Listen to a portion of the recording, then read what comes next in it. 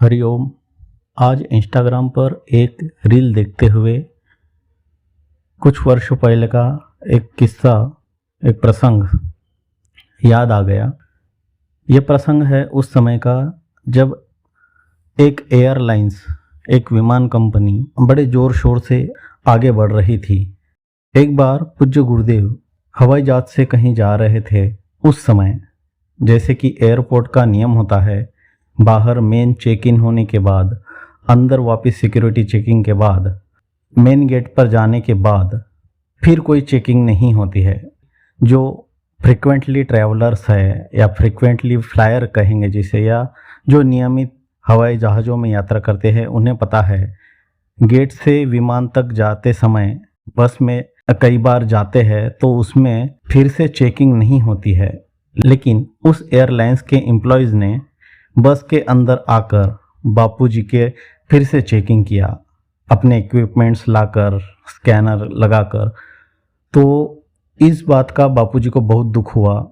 फिर उसके पश्चात बापूजी ने जहाँ जहाँ सत्संग हुए, उस एयरलाइंस का नाम तो नहीं लिया, लेकिन इस बात की आपत्ति जताई कि कोई भी प्रोटोकॉल या नियम में ऐसा नहीं है। प्रॉपर चेकिंग होने के पश्चात गेट पर जाने के बाद भी बस में या फ्लाइट में जाने तक फिर से चेकिंग करने की कोई आवश्यकता नहीं होती। फिर भी एक ब्रह्मज्ञानी संत को किस उद्देश्य से इस तरह सताया गया। तो उसके बाद फिर कहीं भी उस एयरलाइंस ने, कई बार यह किस्सा जब बापूजी ने अपने जाहिर सत्संगों में कहा, फिर भी उस एयरलाइंस की तरफ से पूज्य बापूजी को न कभी माफ़ी मांगी गई, ना उसका कभी खेद व्यक्त किया गया।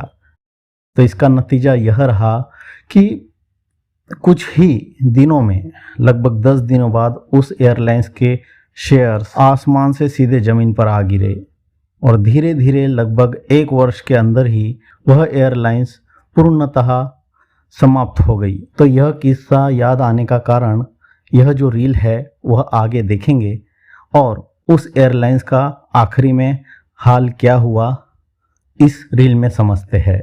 ये जो पिक्चर आप देख रहे हो आजकल हर जगह बहुत वायरल हो रही है। जो सर्कल के वे व्यक्ति है वो है मिस्टर नरेश गोयल। नरेश गोयल कौन? तो जेट एयरवेज के मालिक, जो एक टाइम इंडिया की सबसे बड़ी एयरलाइन थी।